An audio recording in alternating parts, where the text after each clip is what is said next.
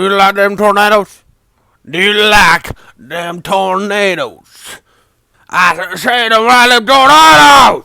Tornadoes! Because if you do, there's probably a movie you've already seen. It's called Twisters. Well, I just recently watched it, and here's my opinion, you little goofy boys. Reboots, remakes, remasters, slam blams, and dabble lambs are all the rage these days with you kids. All the rage with you kids. And that's kind of what's happening here. Now, there's something you can always know that's kind of going on when it comes to when you see one of these son of a buns coming onto your face, right?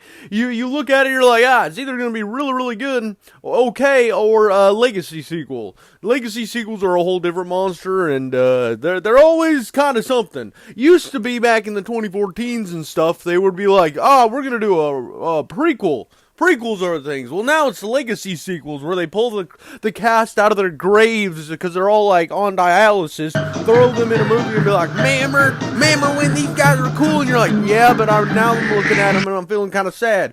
I'm being a little bit of a sad big boy. The most horrible experience I had with one of these was the Bill and Ted's Most Excellent Adventure. Now I like Keanu Reeves a lot, but in that movie, there's nothing more sad than watching like a 50, 60-year-old man pretend to be a fucking California skater, bro. It's pretty depressing, to be honest, to be that stupid and that old. There's just it's like some Joe Biden energy. Like, it's just not okay. It'll make the whole country turned off to you. But then I know what you're thinking. I definitely understand that you're sitting there, well, you're talking about all these other movies and you're not talking about the goddamn movie that you watched. Well, yeah, I understand that, but I had to set a precedent. I had to build up to this. I had to give you the tip and then the rest of the shaft. But basically, my point was they used to do a bunch of remakes, and then they were like, these remakes are sucking, so we're going to do some fucking prequels. The prequels are sucking. Now we're going to do some legacy sequels, and now we have basically some movies that are kind of remakes, but they put like an S on the end of the son of a bitch, or like a the before it, and pretended it's its own movie, but they also say that, it's in the same universe.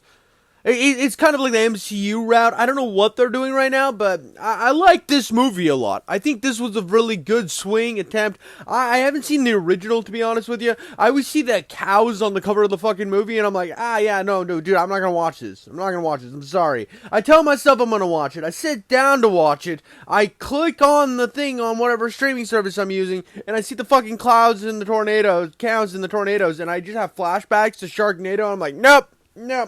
There's no way tornadoes could ever be that cool where I want to watch cows flying around. What is this, fucking Wizard of Oz? But when the remake was coming out, I really liked the guy who's in this movie, the dude who was also in, like, Top Gun. He was also in that movie where he was pretending to be a assassin and kind of entrap people into hiring an assassin for the police. Not really entrapment, but they would, like, hunt him down. So if he would have been, like, walking up to somebody's door, knocked on the door, and been like, hey, I need you to hire me as an assassin, that's more of entrapment. He just kind of would, like, let them hire him as an assassin, and then he would get them arrested. But that movie, I can't remember what that one's called, but I really like this actor. The dude was honestly what was carrying this movie most of the time. I mean, the story is good, don't get me wrong, and the lead actress in this movie is very good indeed, but Glenn Powell just steals the show in almost everything he's in. Also, like, he'll show up, and then your wife will, like, look at the screen, and you're like, if he was in this room right now, I'm pretty sure I'd lose my wife.